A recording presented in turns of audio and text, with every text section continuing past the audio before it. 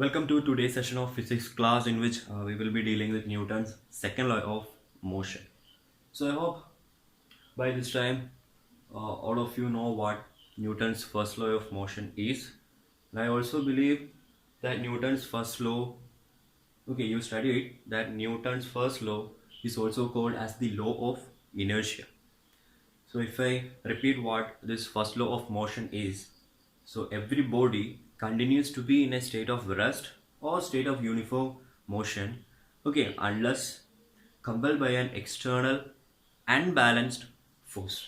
So the body which is at rest, it tries to be at rest, and again the body which is in uniform motion, it tries to be in the same motion. If okay, so at these two conditions, it will remain the same there if there is no external unbalanced force. Okay, so a force is required to change its state of rest or again its state of uniform motion. But if you look at Newton's first law, it didn't explain how much of force is required, what is going to happen with the object, okay, if this particular unbalanced external force is provided. That means I can say that Newton's first law, it only approached in a qualitative way, but the quantity or the quantity involved, we are not having any idea about those. So your Newton's second law, okay, so the second law, it will help us to have a quantitative idea about this particular force. So your Newton's second law, it states that the rate of change of quantity of motion, okay, this is what Newton's statement is in his own words. So the rate of change of quantity of motion, it is directly proportional to the force. When I say force, the external unbalanced force. So the rate of change of quantity of motion. So the rate of change of quantity of motion, it is proportional. I am using the symbol proportional. Okay, proportional to the force. So an external force. Now coming to the statement, you know what is rate of change of quantity of motion? So here the thing is the quantity of motion divided by the time. So that is nothing but your rate. And force, you know, it is F. And what is this quantity of motion? Okay, so what I can call, this property I can call as quantity of motion. So you know, when an object, quantity of motion of an object.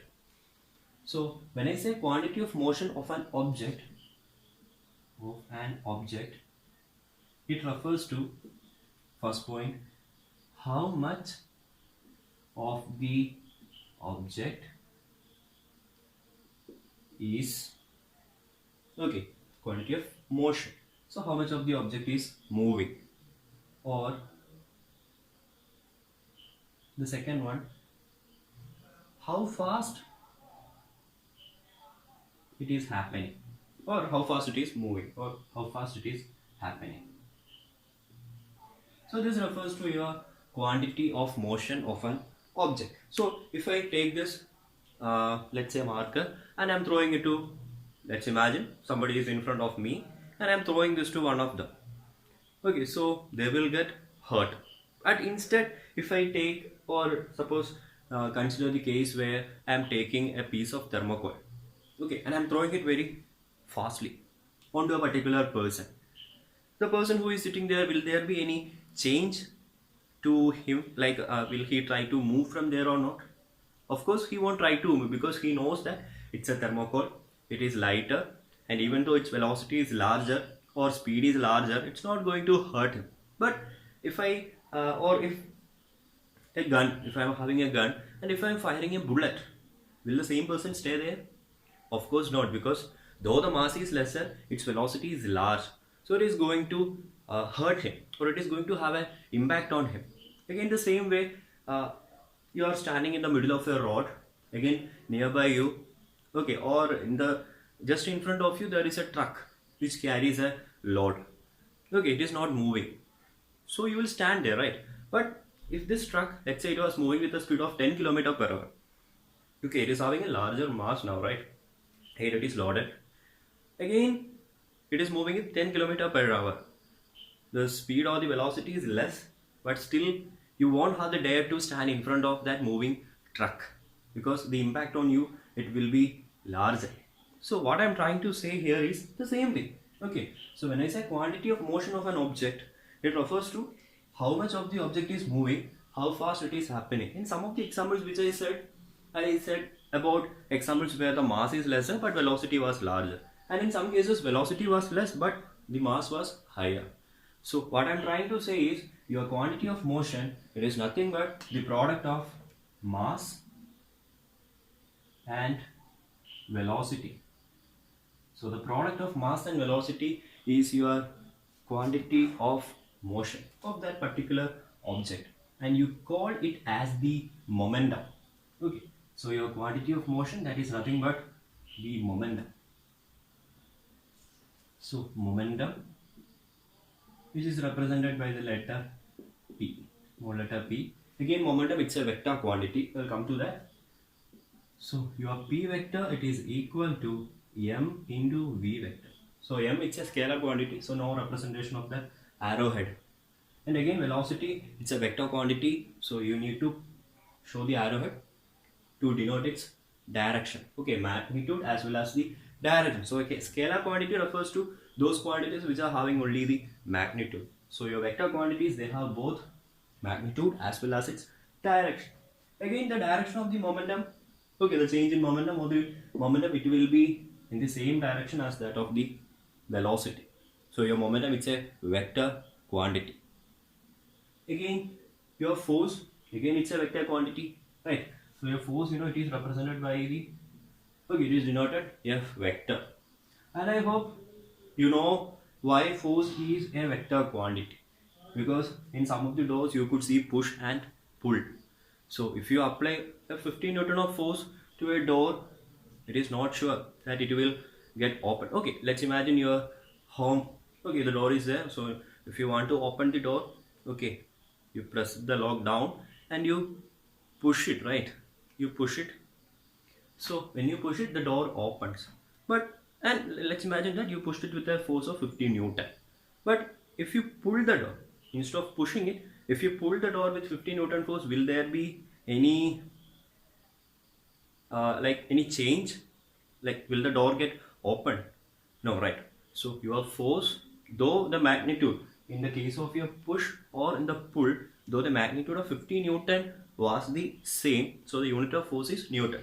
So though the magnitude of force was the same, but it is again going to be direction dependent, whether to open it or not. So your force is going to be a vector quantity. In the same way, last class I explained, right? So if a person is trying to get the block, okay, move this particular block. So this person, he is, let's say, pulling it. So 50 Newton force he is applying. Again, let's say another person, he is pulling from this particular side. He is also applying 50 Newton. Will there be any change happening to this particular body? Last class I said, because your force being a vector quantity, I have to consider one as negative and one as positive, because the directions, they are not the same. So this will be plus 50 and this will be minus 50, and your net force will be 0. So that's the reason, because it is again going to be direction dependent. So okay, let's come back to our Newton's second law of motion. So you got the term, the rate of change of momentum, it is proportional to the force, the external unbalanced force. So the external unbalanced force, that is very necessary to change your state of rest or the state of uniform motion. Okay, now coming to more about this momentum P vector. So I told your momentum, it is a vector quantity already, vector quantity, and again direction same as that of the velocity. Again second one, the equation. So P vector, it is equal to m into v, product of mass and velocity.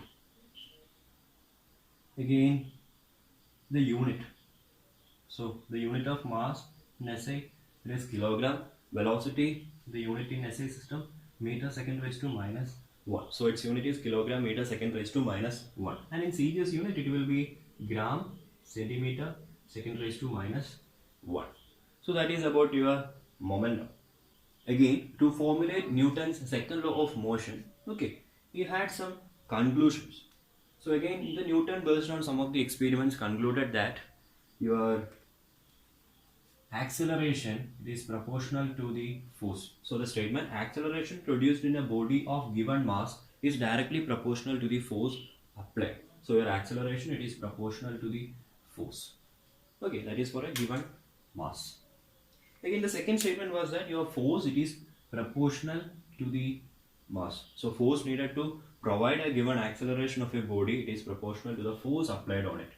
So if you want to accelerate a particular body, okay, the rate of its acceleration, or the acceleration produced, that is proportional to nothing but your force applied. Because the force applied, it causes a change in its state of rest or motion. I told you that Newton's first law, it didn't explain anything about the quantity, but Newton's second law, it is trying to explain it in a quantitative way. So here it is giving an explanation that particular force, it is proportional to the acceleration, or the acceleration produced, it is proportional to the force applied. Again, the second one, the force, again, it is dependent on or directly proportional to the mass to produce a particular value for acceleration. So combining these two, I can now write F as proportional to the product of mass and acceleration. Or in order to remove that proportionality, I have to bring in a constant. So F is equal to kma. Again, force is said to be 1 Newton if mass is equal to 1 and acceleration is equal to 1 meter second raised to minus 2. So Newton, it is as a unit of force, or kilogram. So 1 Newton, again, it is equal to kilogram meter second raised to minus 2. So force is said to be 1 Newton if, okay, there is a mass of 1 kilogram and acceleration produced is 1 meter second raised to minus 2. So if I want to make it 1 again, okay, so if I rewrite,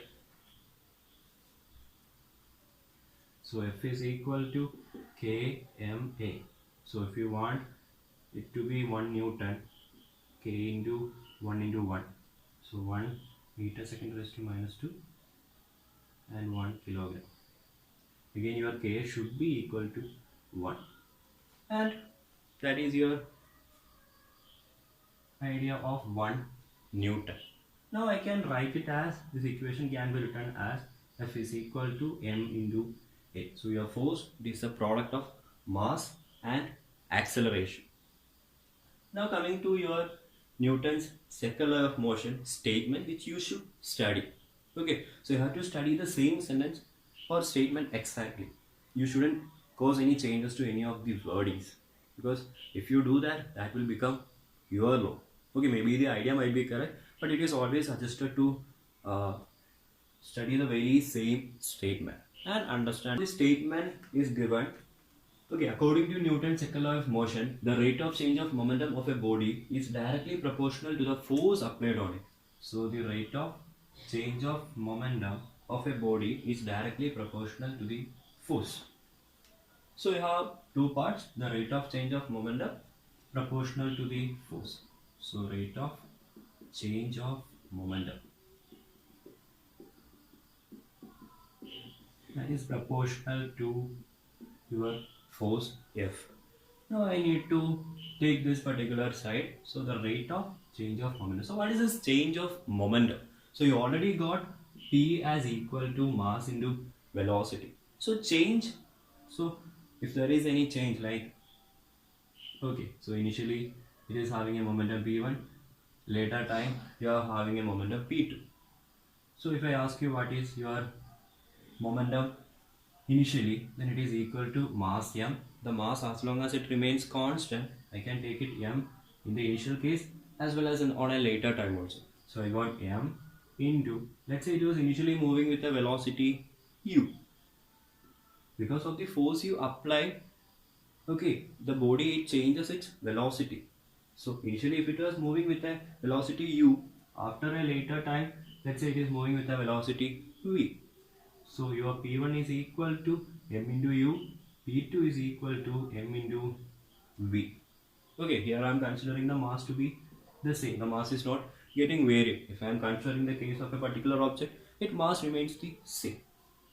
Again, the mass will get varied. There are conditions or clauses for that. I will come to that. Now consider that mass is remaining constant. Again, they are asking the change of momentum. That means P2 minus P1. The same thing, I can write it delta P. So delta P refers to the change, the small change in momentum. So delta P, it will be equal to, so M into V minus U.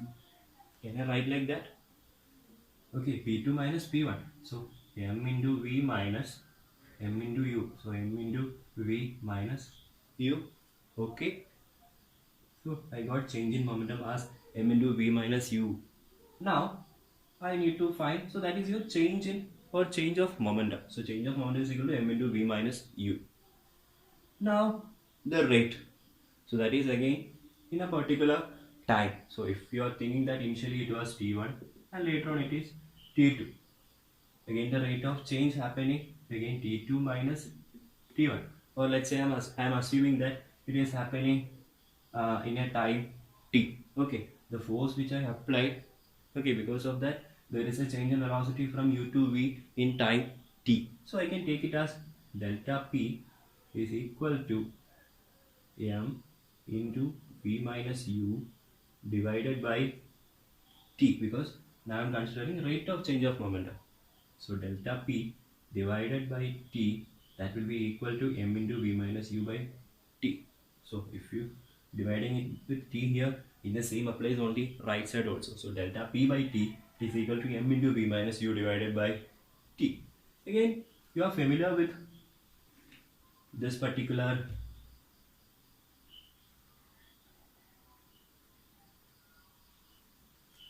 equation, V minus U divided by T. So what is this? V, change in velocity divided by time.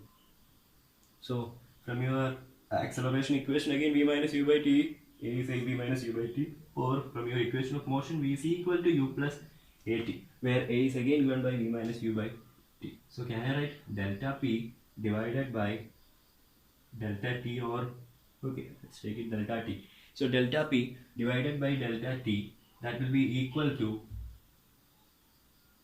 okay, I am considering that time in hour. So delta T is equal to M into A, because V minus U by T is your acceleration. So delta P divided by delta T, that is equal to your product of mass into acceleration. And again, from what I said just a few minutes before, your ma, it is nothing but, okay, the force. Okay, so delta P divided by delta T is equal to F, or your proportionality. Anything you can use, I am taking it as equal to. So the rate of change of momentum of a body is directly proportional to the force applied on it and the direction in which force is applied. So I got my rate of change of momentum as equal to the force, or directly proportional to the force. Now again, all these things, it happened because I considered the mass to be constant. But what if the mass changes? So if the mass changes, you can't no longer take it as to be, so P is equal to mv. So if I write delta P is equal to delta of m into v. So you know that in the normal case the mass, it won't get varied. But in case like when the object is moving with a velocity equal to that of the velocity of light. So velocity of light, it is equal to 3 into 10 to the power 8. So if the object travels with a speed closer to that particular speed of the light, then the mass, it starts to increase. Then you can't no longer take this mass to be constant. So you have to write delta P as equal to delta of mv. So as long as the mass remains constant, so this can be your Newton's second law of motion, or you can write F as equal to ma. Again, this is equal to m into a. So that is all about your Newton's second law of motion, the statement. But coming to I need to add up some more things with this. So your force, again I told you its unit is Newton. So force is equal to MA, the unit is 1 Newton or kilogram meter second raised to minus 2. So that is its SI unit. Again CGS unit, gram centimeter second raised to minus 2. So just like Newton, there is something called dyne. Okay, the CGS unit of force is nothing but dyne. Again, there is a relation between this Newton and dyne. So you know 1 Newton, that is equal to 1 kilogram meter second raised to minus 2, and 1 dyne, that is equal to 1 centimeter, sorry, 1 gram centimeter second raised to minus 2. So if I need to convert this 1 Newton to 1 dyne, so that means I need to convert kilogram to gram, meter to centimeter second, no change. So if I convert, if I do that, so that will be equal to, so 1 kilogram meter second raised to minus 2. So 1 kilogram. Okay, so 1 kilogram, it is equal to 1000 gram. 1 meter, it is equal to 100 centimeter second raised to minus 2 as such. So you will get 1 Newton as equal to, so 3, 2. So 10 to the power 3 into 10 to the power 2. So that will be 10 to the power 5 gram centimeter second raised to minus 2. So your 1 Newton, it is equal to 10 to the power 5 dyne, because 1 gram centimeter second raised to minus 2 is nothing but 1 dyne. So 10 to the power 5 into 1 gram centimeter second raised to minus 2, that is nothing but 1 Newton is equal to 1 Newton is equal to 10 to the power 5 dyne. Okay, so that is a small addition to your force. So 1 Newton, it is the force. Again I can write from here, 1 Newton is the force, okay, which when acts on a mass of 1 kilogram produces an acceleration of 1 meter second raised to minus 2. Second law standing valid when the mass is remaining constant. Again, your second law of motion, it can give you again the first law of motion. Your first law of motion, again it is the fundamental law. Again you can derive your first law from your second law. So it increases its genuinity and the validity, right? So your second law, I can write it as F is equal to MA, which is equal to delta P divided by delta T. So I'm taking F is equal to MA. So your first law states that, okay, there should be some external force so as to change the state of rest or state of motion. So if there is no external force, that means, so this will be equal to 0. Okay, so if there is no external force acting on a body, that means it is at rest. So F is equal to 0. So if I take the left hand side equal to 0 in this case, this will happen only if either mass will become 0 or your acceleration will become 0. But your mass, can it be 0? No. So the mass, it won't be equal to 0, but your acceleration can be equal to 0. So that means your body is not getting accelerated. So if there is no external force, the body, it won't get accelerated and there won't be any change in its state. Okay, if it is at motion or if it is at rest. Thus, a body which is not acted upon by any force will not change its state of rest or state of your uniform motion. So the same has been said in your Newton's first law. So the second law, it can derive your Newton's first law also. Let's have a look into two numericals. So initially a body of mass 5 kg moving at velocity 2 meters second raised to minus 1. You are asked to calculate the linear momentum. So now you know that mass in motion, that is nothing but your momentum is, and again whenever it happens along a straight line, okay, the momentum, you call it as the linear momentum. So again using the equation, P is equal to m into v. So here the mass of the body is given to be 5 kg into velocity is given to be 2 meter second raised to minus 1. So you will get the answer 10 kilogram. You will get 10 kilogram meter second raised to minus 1. So we got the linear momentum as 10 kilogram meter second raised to minus 1. In the second question, a force of 10 Newton acts on a body of mass 2 kilogram for 3 seconds. Okay, which is initially at rest. So you are having an object which is initially at rest. Now I am applying a force of 10 Newton. Again, the force is acting on an object of mass 2 kilogram and the force is acting on it for 3 seconds. You are asked to calculate the velocity it occurred and again the change in momentum. So force is given to be 10. I am writing the given quantities. Mass it is given to be 2 kilogram. Time is said to be 3 seconds. So you need to find the velocity. So from the given F is equal to, I know the equation, mass into acceleration. So again from here acceleration is equal to again 10 F by m. So 10 divided by 2. So I'll get 5 meter second raised to minus 2. So I got the acceleration as 10 meter second raised, 5 meter second raised to minus 2. What I need to find is the velocity it acquired. Okay, the English. So I need to get v.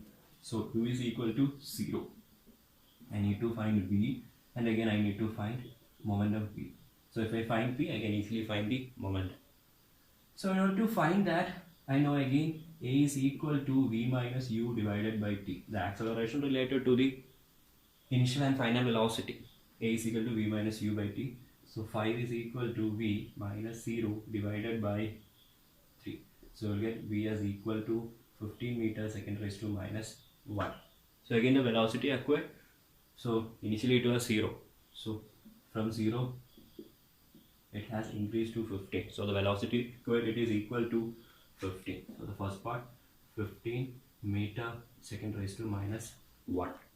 In the second part the change in momentum. So again the change in momentum you can directly substitute here. So the change in momentum, okay, so the final momentum is equal to m into v. Initial momentum p1 if I take is equal to m into u.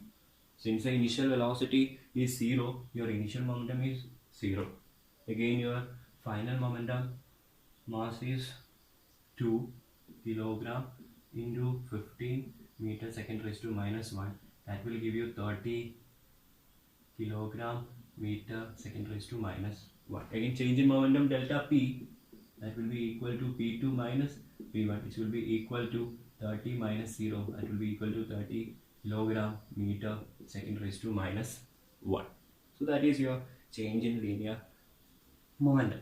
Now you have studied about various kinds of physical quantities and you have got the idea whether it is a scalar quantity or a vector quantity. So the scalar quantities which we studied till now include mass, length, then speed, right? And again you will learn about pressure and again also about energy. So both pressure and energy, they are scalar quantities. So your pressure, it is nothing but the force which is acting on a particular area. Okay, though there is the involvement of force, you will be only considering just one component. So when you are pressing, when you are applying pressure, it is directed in one single direction. So the force is in one single direction, which makes it, okay, like it is directed equally. So if you take a, like what I studied in class 8, Pascal's apparatus. So if you fill water in that particular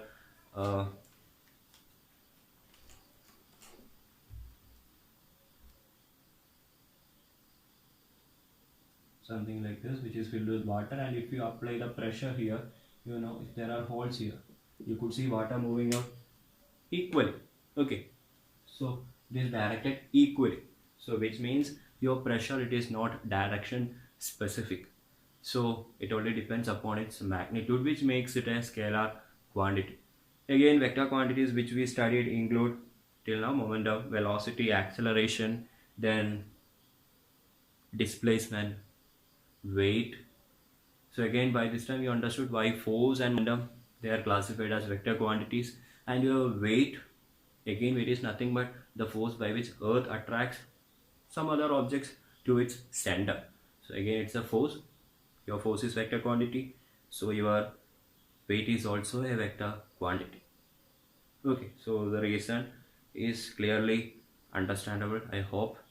And again, energy, of course, it's a scalar quantity. Your heat energy, your light energy, then that itself you can understand that it is nothing but a scalar. There is no direction as such.